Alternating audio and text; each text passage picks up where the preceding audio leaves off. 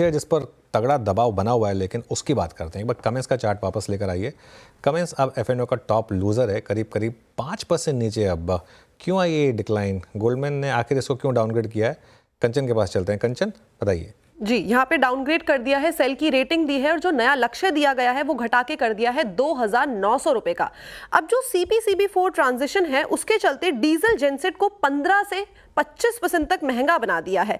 Competitors अब high KVA genset से ज्यादा SKU जो है वो पेश कर रहे हैं। यही नहीं बल्कि बढ़ते मार्केट शेयर की उम्मीद है, लेकिन ये जो इनकी प्रॉफिटेबिलिटी है उस पर सीधा सीधा असर डाल रहा है। दूसरा रीजन ये है कि बैटरी एनर्जी स्टोरेज सिस्टम और बाकी के जो ऑल्टरनेटिव्स हैं उनके कारण मीडियम टू लॉन्ग टर्म में हमें डीजल जेनसेट्स की जो मांग है वो घटती हुई दिखाई दे सकती है, क्योंकि जो बैटरी के कॉस्ट है वो कहीं ना कहीं कम होते हुए दिखाई दे रहे हैं।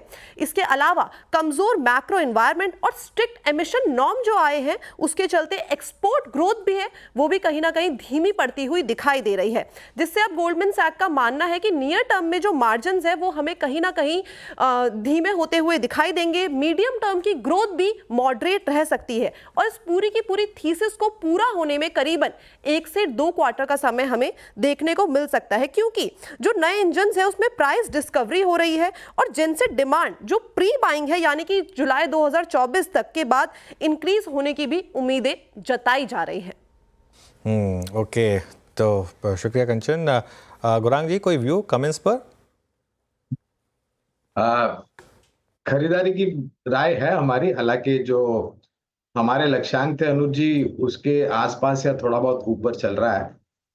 हम थोड़ा बहुत इंतजार करेंगे नतीजों को लेकर के। और मैं एक चीज मानता हूं अनुज जी के कैपिटल गुड्स इंजीनियरिंग क्षेत्र शायद आने वाले 2 या 3 साल तक एक बहुत ही शानदार रुझान देने वाला क्षेत्र होगा, जहां पर आप L&T, कमिंस, सीमेंस, ABB जैसी जो कंपनियां हैं या फिर मझौली कंपनियों में KC इंटरनेशनल जैसी जो कंपनियां हैं, इंजीनियर्स इंडिया जैसी कंपनियां, सरकारी कंपनी, वो बेहतर रुझान लेकर के आएगी। चलिए, ये समय